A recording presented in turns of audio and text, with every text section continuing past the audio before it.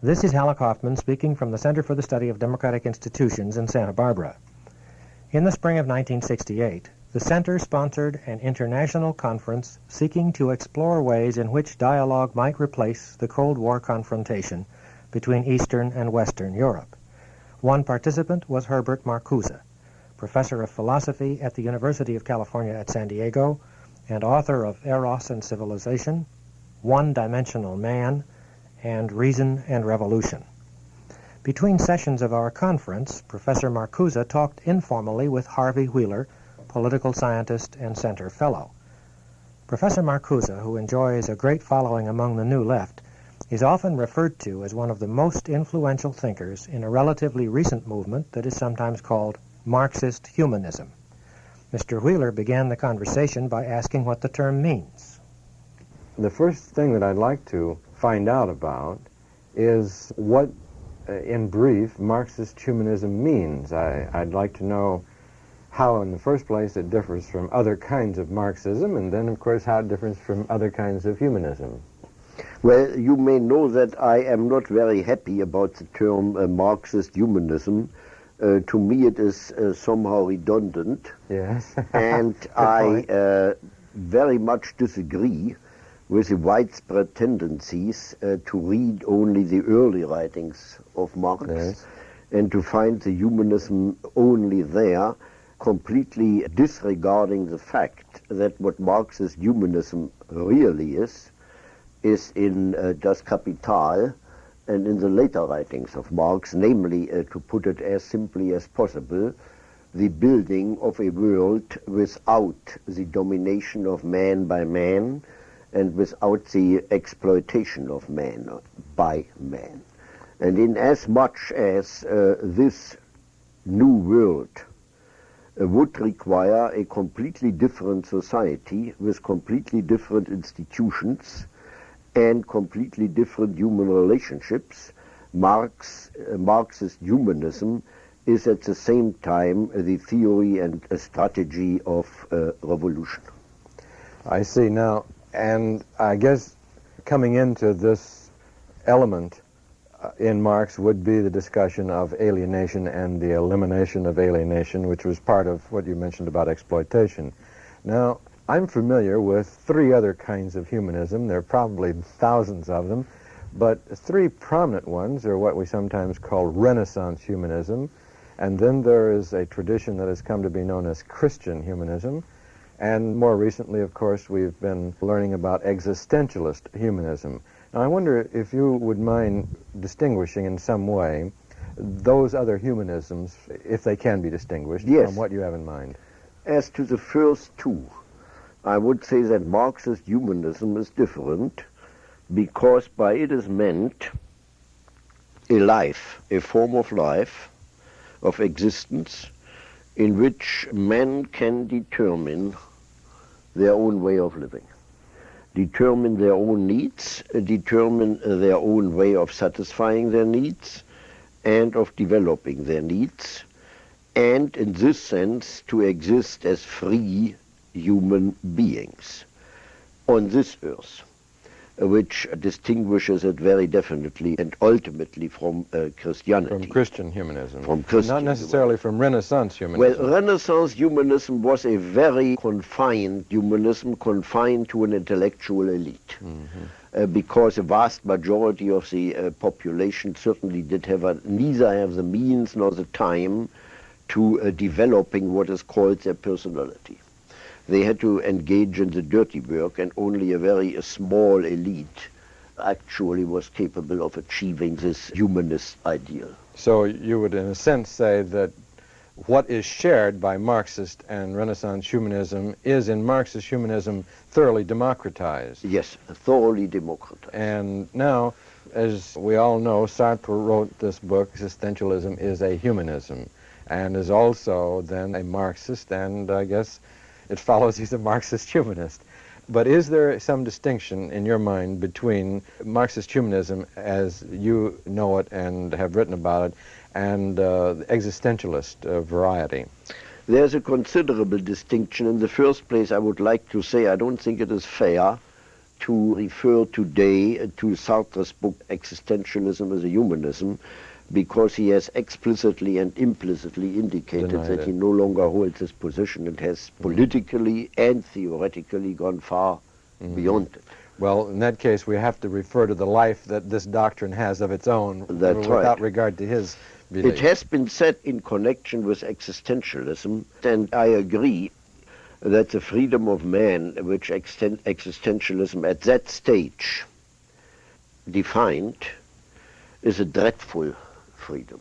Yes. That is no more and no less than to be free to do what is necessary to do. For example, and that is in my view one of the most objectionable concepts in Sartre, he has maintained that man can be free even in a concentration camp, because he always retains the liberty to reject his fate by protesting and being shot. By self-destruction. Now, I think this is a caricature on the idea of human freedom, and he himself, Sartre himself, has gone far beyond it. Mm-hmm.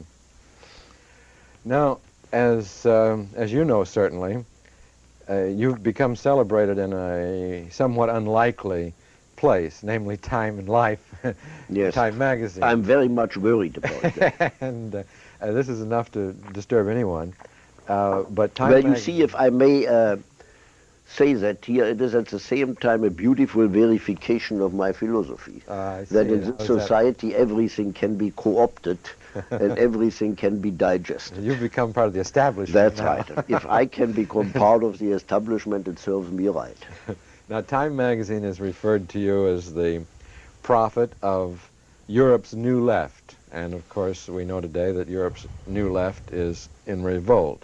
Now, first, I'd like to ask you to explain a little bit what is new about Europe's New Left, and then and what it is, and then, secondly, how it is different from the American New Left.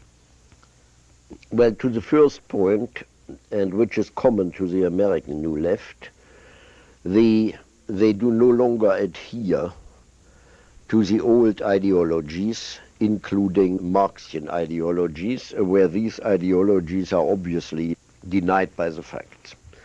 There is no longer this exclusive focusing, for example, on the working classes as the only agents of change. And there is, and that seems to me most important, the conviction, the feeling, the deep, profound feeling that if a socialist society is not essentially different from the established societies, no matter how good they may be, it isn't worth fighting for. Now, is this a criticism against the Eastern collectivist that democracies? That contains a lot of criticism of the Eastern socialist societies, which the New Left, especially in Europe, criticizes, that this is still mainly replacing one form of control and one form of domination by another. And here we get into discussions of bureaucratic power and the new bureaucratic state analysis. That's right. At the same time, however, they do believe, and I share this belief, that the socialist societies of the East still have the potential and the possibility to develop into a genuine socialism. They don't have the original sin of a property relationship at their core. That's right. And this gives them a possibility of ultimate freedom. Now, you mentioned that they have abandoned a certain element of traditional Marxist class analysis. Because it was abandoned in reality. Because life passed it by. Now, what is, and this is a curious question for Marxism in general, it seems to me today, what is one to look forward to as the agency of revolutionary change if the working class is not any longer to be regarded as an agency of revolution? I have been bothered about this question for a long time, and I'm afraid I cannot give you a satisfactory answer. The only thing I can say is that it seems to me wrong to go around looking for the agents of historical change. The agents of change probably will come up and will become identifiable only in the process of change itself. But it cannot simply become defeatist or withdraw by saying there are no visible and identifiable agents of change. Now, our work probably creates or helps to create agents of change. Well, now let's follow that just a little bit further, because if one actually abandons the dialectical mechanism producing a revolutionary class, one has abandoned a great deal of Marxist theory in making that step. That's certainly true. Now, what would you make of the maneuver that is sometimes announced, namely that the agency of revolution is no longer to be looked for from inside the nation state, but rather on a world level in which what we loosely call the third world becomes the external proletariat and is in effect the working class in Marxist terms of the entire West in the industrial combine, as if it were a class, and that the dynamics of the Marxist revolution will work itself out in that way, with the third world taking the role in the world at large that the working class was said to take inside a nation. I go a long way with this conception, and even more, I think it is a genuine dialectical development of the Marxian conception. Corporate capitalism today is a global system. And what may appear first as external proletariat is actually an internal proletariat. In terms of the world. In terms of the world, in terms of the global interests and the global power of capitalism.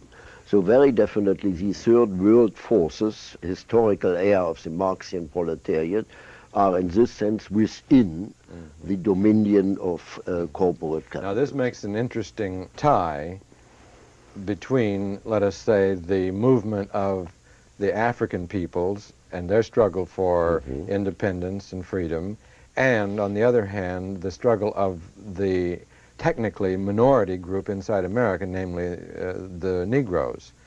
In terms of the world struggle, they cease to become a minority.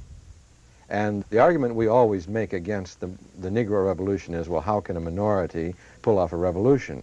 But in terms of the analysis that we've been following now, they cease to become a minority, and they become very potentially effective vanguard of a revolutionary movement. On the other hand, I don't think we can overlook that at this stage, the effective link between the black people in this country and in Africa are practically non-existent. Yes. Spiritual. Perhaps Coretta King convinced Martin Luther King that this link spiritually should be made. Yes. And so but it is for the time being only a matter of the future. Yes. Now, well, let's come back to the New Left, because I wanted to get some feeling for what marks of difference there are between the European New Left and the American New Left. One of these marks, I would take it, is that while the American New Left is not necessarily Marxist in foundation, one branch of it is certainly, but not all branches, the European New Left is apparently a developing or an evolutionary Marxist orientation. Yes, a neo-Marxist. I would say a neo-Marxist development, yes. Yeah. And are there any other differences that you can think of? For example, the American New Left is very, very emotionally involved in the struggle for participatory democracy. And this feeling for community, the word community, and building new communities that are essentially democratic and unalienated. Is there any of this strain in the European New Left? There is, but in a very different way, because the European New Left works and operates in a very different context.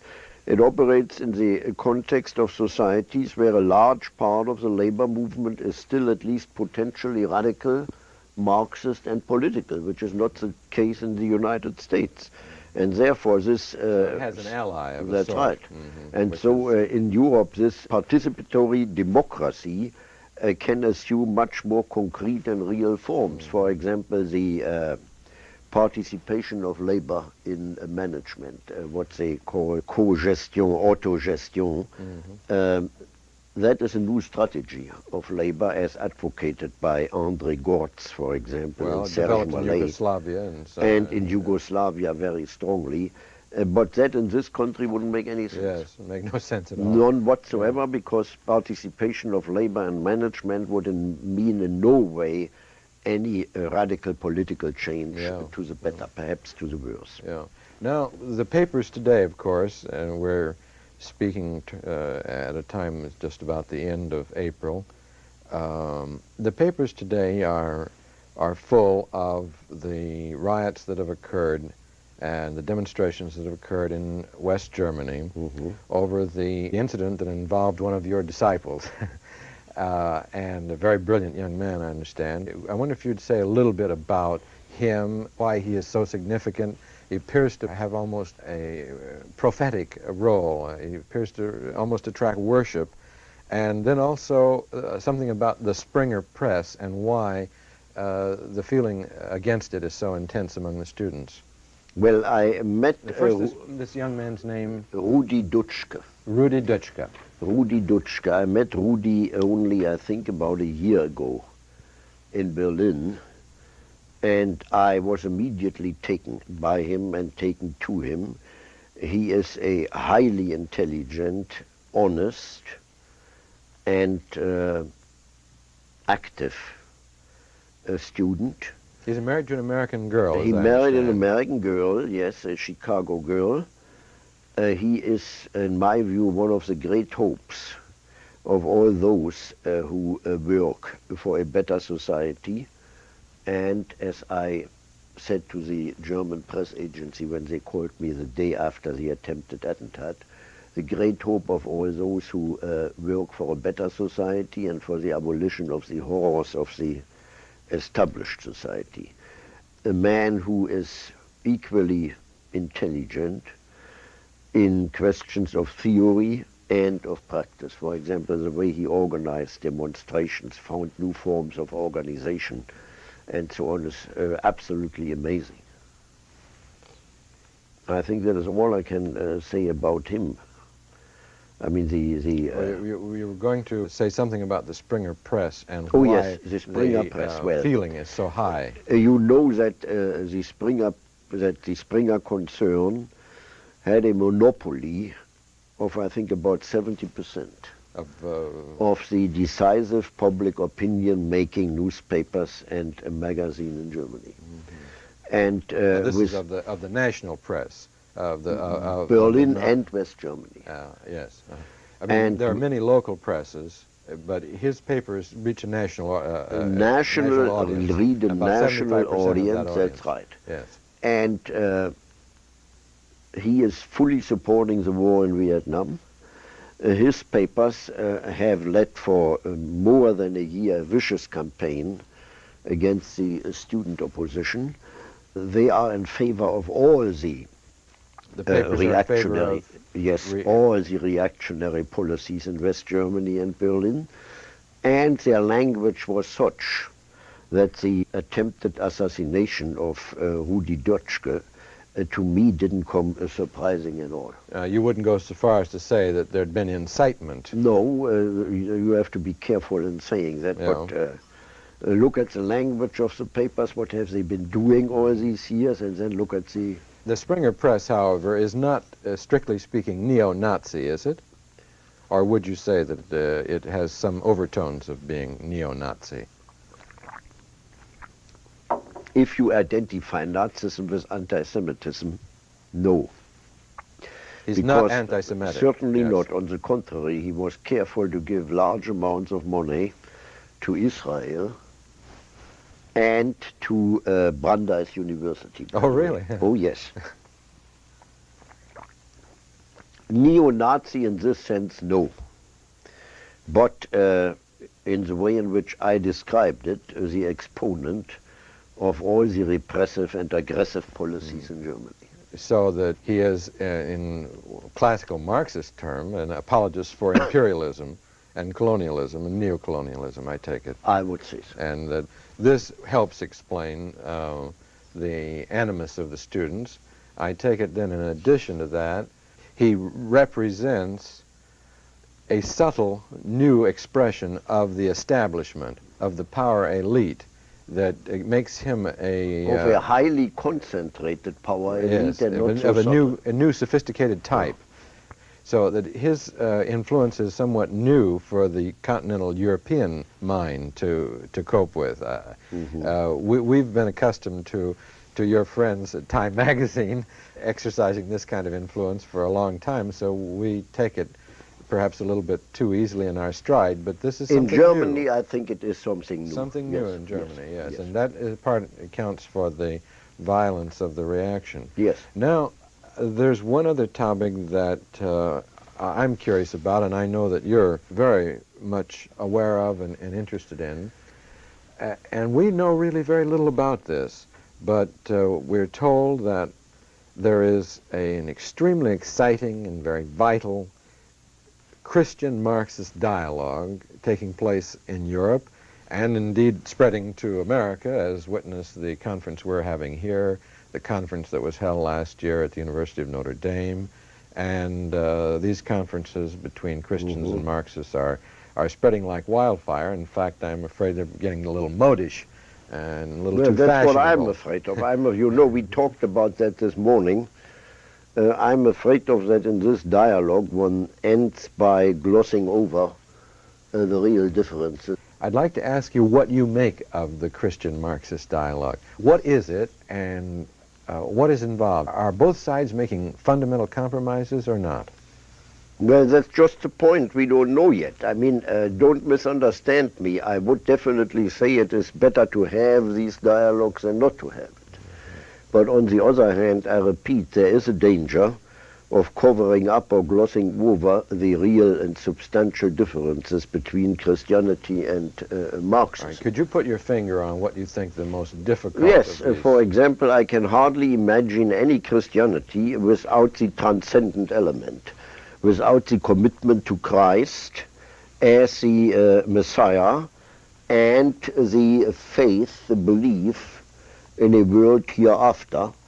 And this is absolutely contrary to Marxism, which believes that the human condition can and should be improved by man's own power, and that any promise of a world hereafter can only serve to prolong or absolve the actual suffering of man.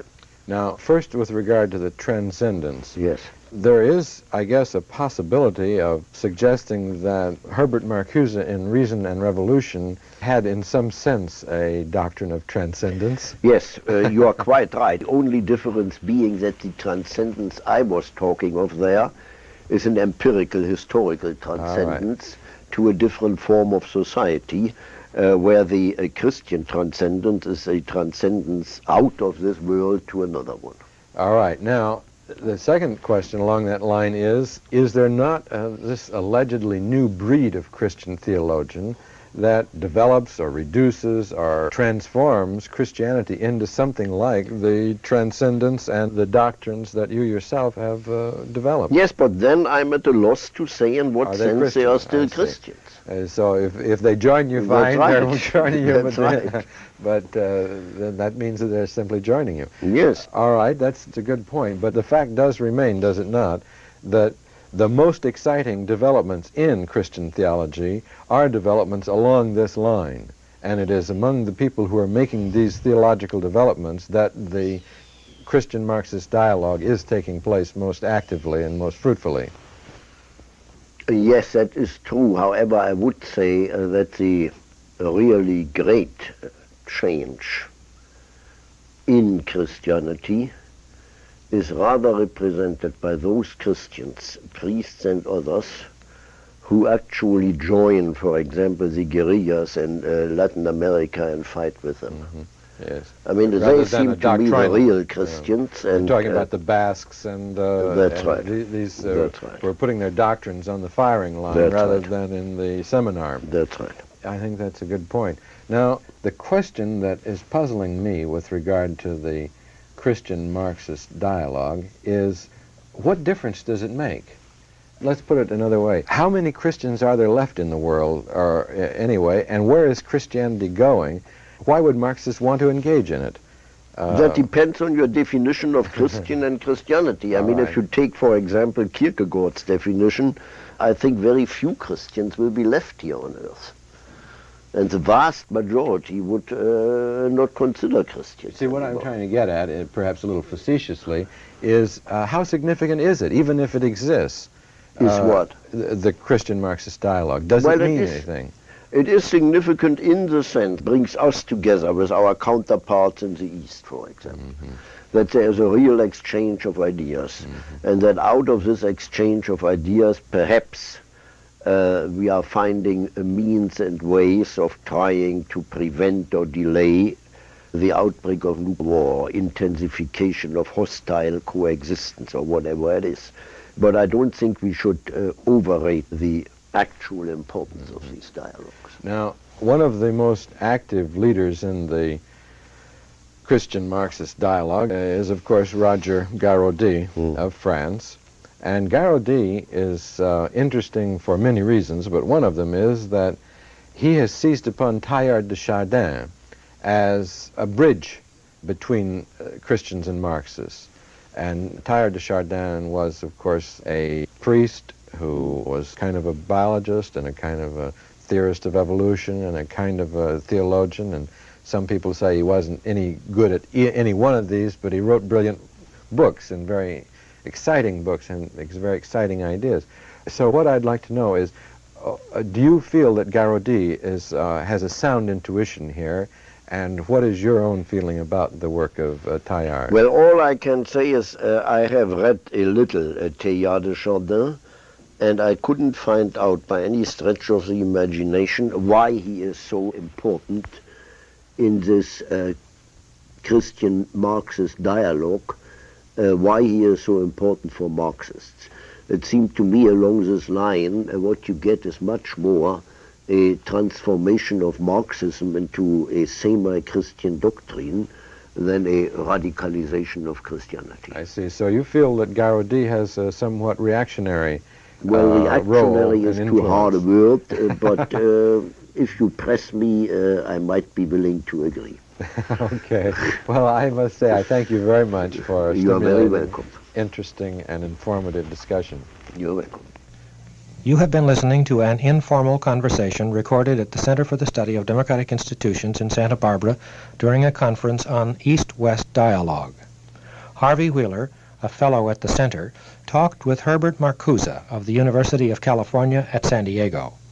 Parts of the conversation were later published in the July issue of The Center magazine under the title Varieties of Humanism. If you would like to receive a copy of that issue, write Box 4068, Santa Barbara. That address again, Box 4068, Santa Barbara. This is Halleck Hoffman speaking from the Center for the Study of Democratic Institutions in Santa Barbara.